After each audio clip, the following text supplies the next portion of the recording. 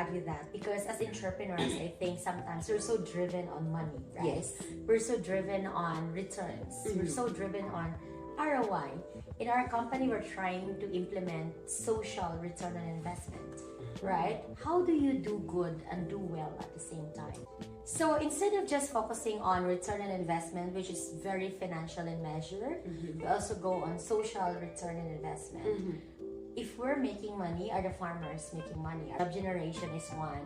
But what else? What else that you could think outside the box? Yeah.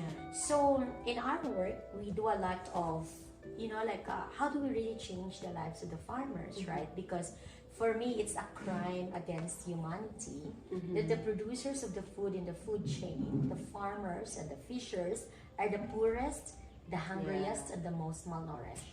It's very sad. It's so sad. And I was telling you about my story in coffee. I don't take coffee.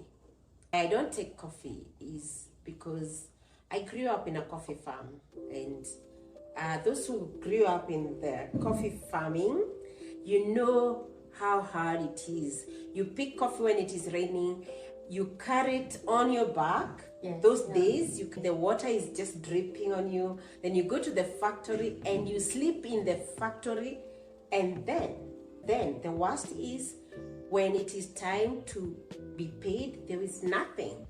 And you're right, it is crime against humanity. Yes. Forget about all, it's just like killing somebody. Yes, it Yeah. is. It seemed like you, right? I don't take sugar since I was 15 because I grew up in a sugarcane farm.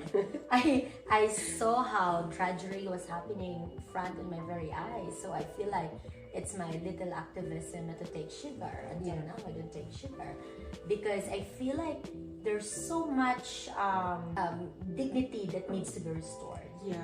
That's why in my company, we call it ecology of dignity. That's our mantra. You know, when you go for Agrea, it's like ecology of dignity. How do you dignify people? How do you dignify the environment? How do you dignify the customers who are eating our produce?